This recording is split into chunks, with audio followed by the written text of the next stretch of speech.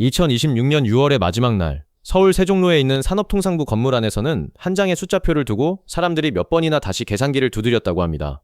믿기지가 않았던 거예요. 한 달 동안 대한민국이 해외로 팔아치운 물건의 총액이 무려 1022억 5천만 달러. 우리 돈으로 대략 140조 원이 넘는 어마어마한 액수였습니다. 그런데 진짜 놀라운 건 이 숫자 자체가 아니었어요. 이 숫자가 무엇을 의미하는가 였죠. 한 달의 수출로 1000억 달러를 넘겨본 나라는 지구상에 딱 3나라밖에 없었습니다. 독일, 중국, 그리고 미국. 세계 경제를 좌지우지하는 말 그대로 초강대국들이었죠. 그리고 2026년 6월, 대한민국이 그 리스트에 4번째 이름을 올렸습니다. 그런데 이 명단을 가만히 들여다보다 보면 이상한 점이 하나 보입니다. 아시아에서 가장 먼저 산업화에 성공했고 한때 세계 2위 경제 대국이었으며 소니와 도요타로 전 세계를 호령하던 그 나라, 일본이 이 명단 어디에도 없다는 거예요. 오늘은 한국이 넘어선 그 벽이 정확히 무엇이었는지, 그리고 왜 하필 일본은 넘지 못했는지 그 안에 숨은 이야기를 처음부터 끝까지 풀어드리겠습니다. 먼저 이 1000억 달러라는 숫자가 얼마나 대단한 건지부터 감을 잡아야 합니다. 한 달에 1000억 달러를 수출한다는 건 30일 동안 하루도 쉬지 않고 매일 3조 5천억 원어치의 물건을 배와 비행기에 실어 세계 곳곳으로 보냈다는 뜻이에요. 단 하루도 빠짐없이요. 불과 몇 년 전만 해도 이건 정보보고서에나 등장하는 언젠가는 도달하고 싶은 꿈 같은 숫자였습니다. 그런데 그 꿈이 2026년 6월 실제 현실이 되어버린 겁니다. 게다가 이날 발표된 숫자들은 하나같이 사상 최초라는 딱지가 붙어 있었어요. 한 돈에서 산 돈을 빼고 남은 순이익, 즉 무역수지 흑자만 361억 5천만 달러였는데 이것도 대한민국 역사상 처음으로 300억 달러를 넘긴 기록이었습니다. 그냥 잘한 게 아니라 아예 새로운 역사를 여러 개 한꺼번에 쓴 달이었던 거예요. 이 어마어마한 기록을 거의 혼자 힘으로 끌고 간 주인공이 있었습니다. 바로 반도체예요. 2026년 6월 한 달 동안 한국이 반도체로만 벌어들인 돈이 448억 2천만 달러였습니다. 이게 얼마나 폭발적인 숫자냐면 1년 전 같은 달과 비교해서 무려 199.5%, 딱 3배 가까이 늘어난 겁니다. 반도체 수출이 한 달에 400억 달러를 넘긴 것도 이때가 대한민국 역사상 처음이었어요. 왜 하필 지금 반도체가 이렇게 미친 듯이 팔려나갔을까요? 답은 우리가 요즘 매일같이 듣는 그 단어, 인공지능에 있습니다. 전 세계의 거대 기술 기업들, 구글이나 마이크로소프트, 아마존 같은 회사들이 AI를 돌리기 위한 초대형 데이터 센터를 미친 듯이 짓기 시작했어요. 그런데 AI라는 놈은 어마어마한 양의 기억장치, 즉 메모리 반도체를 잡아먹거든요. 사람으로 치면 엄청난 정보를 순간순간 기억하고 꺼내 써야 하니까요. 그리고 이 메모리 반도체를 세계에서 가장 잘 만드는 나라가 바로 대한민국입니다. 삼성전자와 SK하이닉스, 이 두 회사가 전 세계 메모리 시장을 사실상 양분하고 있죠. 특히 요즘 AI 반도체의 심장이라 불리는 부품이 하나 있는데 HBM이라는 겁니다. 우리말로 풀면 고대역폭 메모리인데 어렵게 생각할 필요 없어요. 그냥 기존 메모리 칩을 아파트처럼 위로 층층이 쌓아 올려서 정보가 오가는 통로를 어마어마하게 넓힌 특수 메모리라고 보시면 됩니다. AI가 방대한 데이터를 한꺼번에 처리하려면 이 넓은 통로가 반드시 필요해요. 그런데 이 까다로운 HBM을 제대로 만들 수 있는 회사가 지구상에 손에 꼽습니다. AI 반도체의 절대 강자인 미국 엔비디아가 이 HBM을 대량으로 사가는데 그 공급망에서 앞서가는 게 바로 SK하이닉스고 삼성전자가 HBM5라는 차세대 제품을 앞세워 맹렬히 추격하는 중이죠. 2026년 3월 열린 세계 최대 반도체 행사에서도 이 두 한국 기업이 엔비디아 공급망을 두고 정면으로 맞붙었을 정도예요. 결국 AI 시대라는 거대한 흐름의 가장 뜨거운 심장부에 한국 기업 두 곳이 나란히 자리 잡고 있었던 겁니다. 자, 그런데 여기서 정말 중요한 이야기가 나옵니다. 이 잔치가 절대 어느 날 갑자기 하늘에서 뚝 떨어진 행운이 아니라는 거예요. 시계를 43년 전으로 돌려볼게요. 1983년, 삼성이 처음 메모리 반도체 사업에 뛰어들었을 때 세상은 코웃음을 쳤습니다. 당시 반도체는 미국과 일본의 앞선 기업들이 꽉 잡고 있던 첨단 중에 첨단이었거든요. 농사 짓고 가발이나 만들던 나라가 무슨 반도체냐는 조롱이 쏟아졌죠. 실제로 삼성은 이 사업에서 무려 9년 동안 적자만 냈습니다. 9년이에요. 밑 빠진 독에 물을 붓는다는 말이 딱 그거였죠. 웬만한 회사였으면 진작에 손을 뗐을 겁니다. 그런데 이 메모리 반도체 시장에는 아주 잔인한 규칙이 하나 있었어요. 바로 치킨 게임이라는 겁니다. 마주보고 차를 몰다가 먼저 핸들을 꺾는 쪽이 지는 그 목숨을 건 담력 싸움 말이에요. 반도체 회사들은 값이 폭락해도 오히려 생산을 더 늘리면서 상대가 버티다 못해 쓰러질 때까지 출혈 경쟁을 벌였습니다. 다 같이 피를 흘리다가 먼저 나가 떨어지는 쪽이 시장에서 영원히 사라지는 정말 무시무시한 게임이었죠. 이 지옥 같은 싸움에서 실제로 거인들이 하나둘 쓰러져 나갔습니다. 1980년대만 해도 세계 반도체를 호령하던 건 일본이었어요.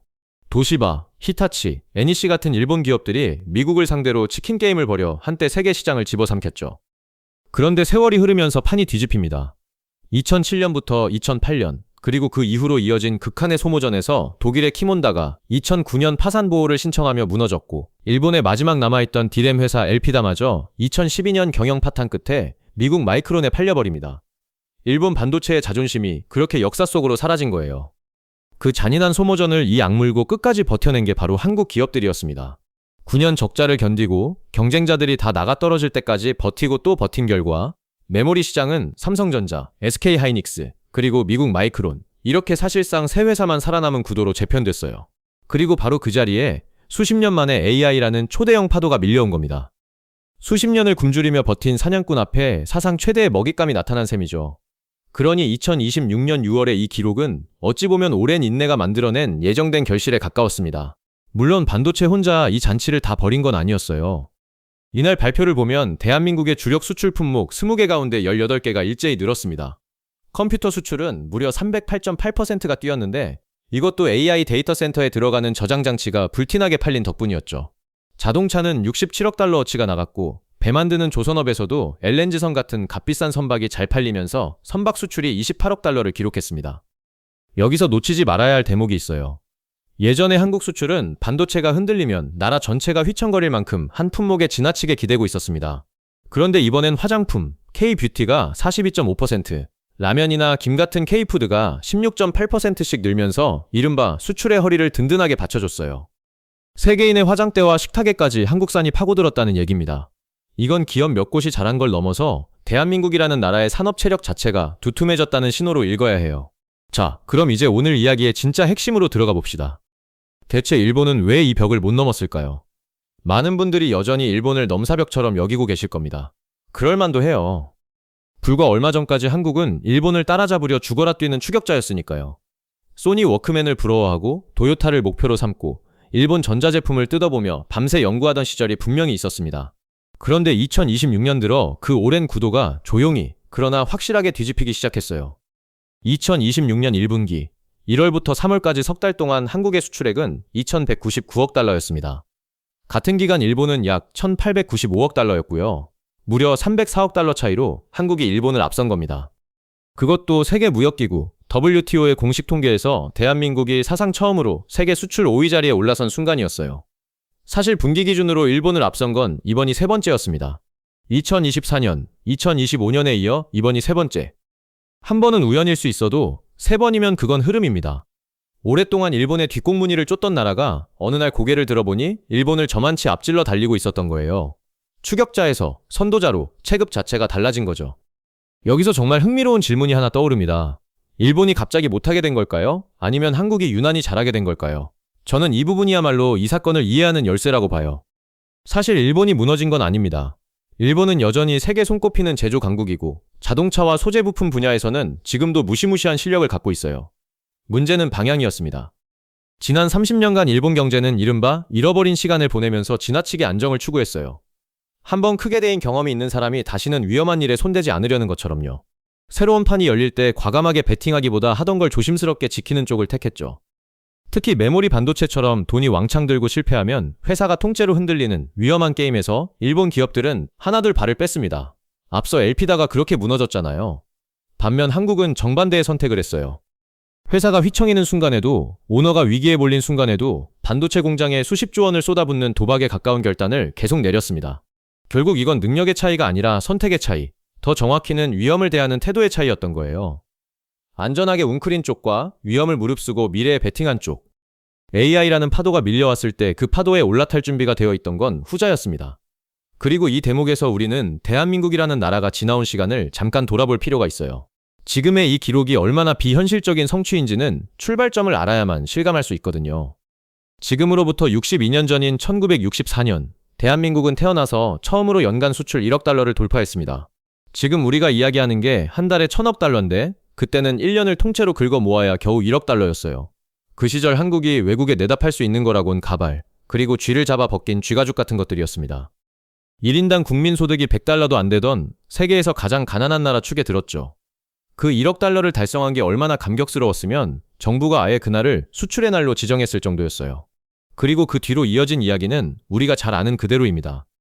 낯선 독일 땅으로 건너가 지하 깊은 탄광에서 석탄을 캐던 광부들, 병원에서 밤을 새운 간호사들, 뜨거운 중동 사막에서 도로와 건물을 세운 건설 노동자들, 그리고 좁은 공장에서 미싱을 돌리며 밤을 지새운 여공들.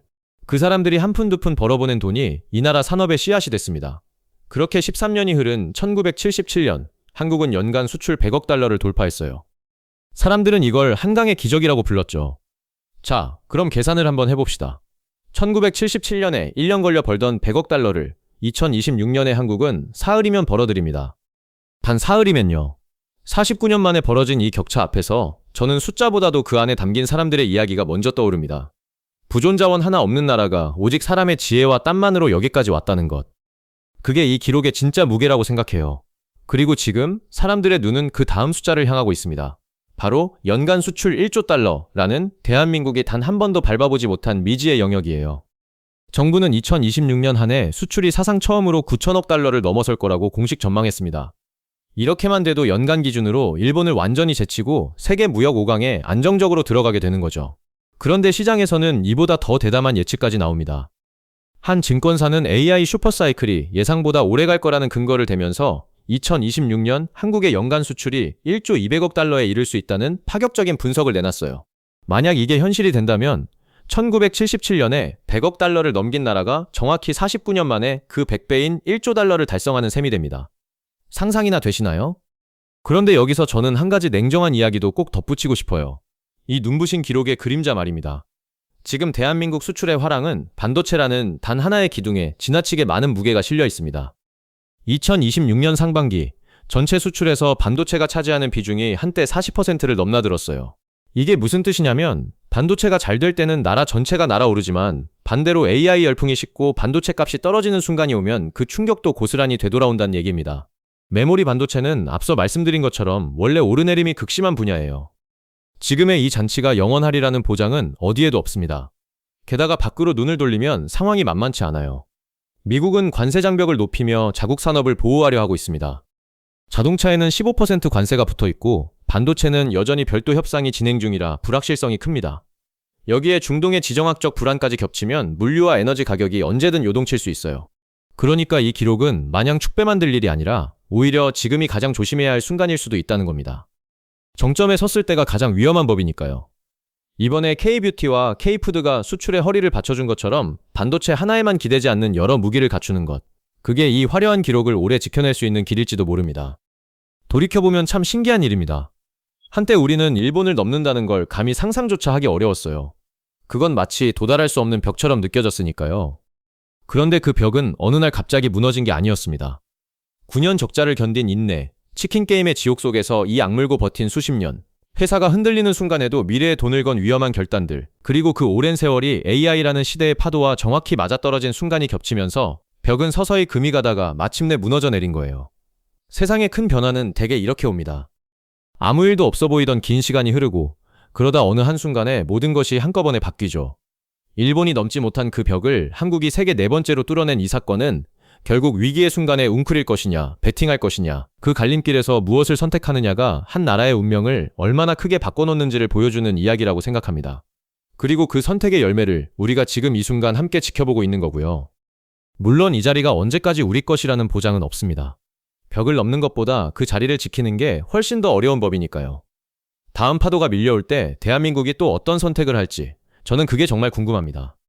여기까지 일본도 못 넘은 그 벽을 한국이 세계 네 번째로 뚫어낸 이야기였습니다.